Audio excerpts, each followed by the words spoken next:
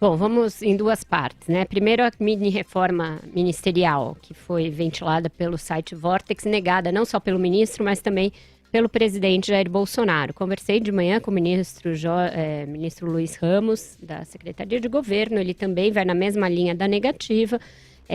O presidente publicou nas suas redes uma negativa e, de fato, Brown, não há uma movimentação nesse sentido.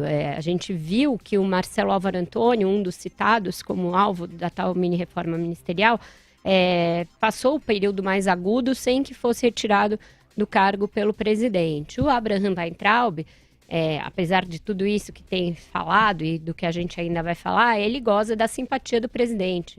Ontem mesmo foi citado por ele na criação lá do novo partido. Ele estava presente à criação da Aliança pelo Brasil e o Bolsonaro fez uma menção de que ele encontrou um dos ministérios mais aparelhados, foi um dos que tiveram mais dificuldades de enfrentar esse aparelhamento. Então não há sinais de desgaste na relação entre Bolsonaro e o seu ministro da Educação. E a gente sabe que os critérios para demissões nesse governo, eles são muito ligados a desgastes pessoais dos titulares, alguma coisa como perda de confiança, quebra de lealdade. São esses os critérios que costumam que nortearam as demissões de ministros até aqui. O único que caiu por insuficiência técnica ali, por algum tipo de pressão mais afeita à sua pasta e ao que ele próprio estava fazendo, foi o Vélez Rodrigues, que antecedeu Abraham Weintraub no MEC. Então, eu não vejo no horizonte, num curto espaço de tempo, essa pressão por mudanças de ministério. Vai haver uma pressão por rearranjo,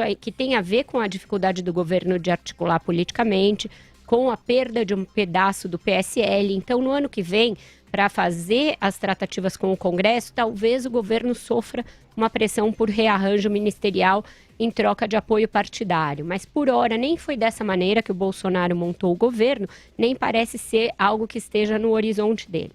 E aí a gente passa a essa entrevista. Eu sempre tenho dificuldade de saber quando o ministro está falando sério, quando ele está fazendo algum dos seus números de stand-up comedy.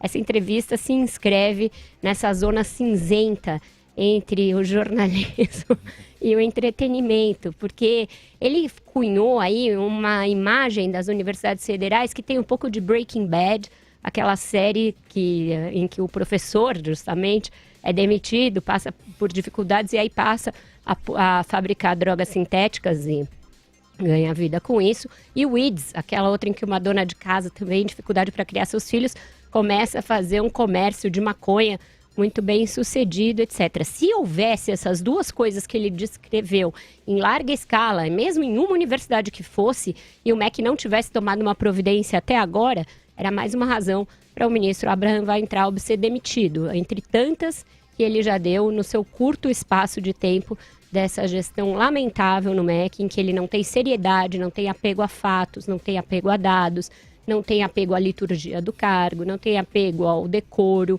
ao bom senso, à ética, ao ridículo, a nada disso, e ele fica todos os dias submetendo o país a esses espetáculos dantescos que ele faz, ora musicais, ele varia os gêneros, musical, comédia, pastelão, agora ficção, né, ficção pura e simples, e números mesmo da sua pasta até agora nada de muito significativo. Cadê, afinal, a nova política que vai substituir o Fundeb?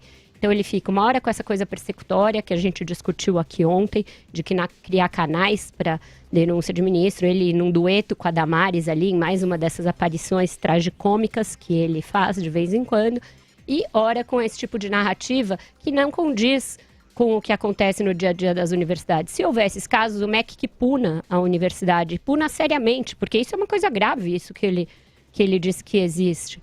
Eu procurei notícias, procurei no Google, liguei para reitores, procurei saber, não vi de onde ele tirou esses dados sobre plantações intensivas de maconha que precisariam até de agrotóxico, tamanha a sua extensão, e nem de laboratórios de metanfetamina funcionando em larga escala em universidades federais. Eu acho isso lamentável. O ministro da Educação, que diuturnamente assaca contra a educação, considera os professores inimigos, considera as universidades antros de balbúrdia, então ele faz uma propaganda negativa da educação do país em vez de tentar melhorá-la.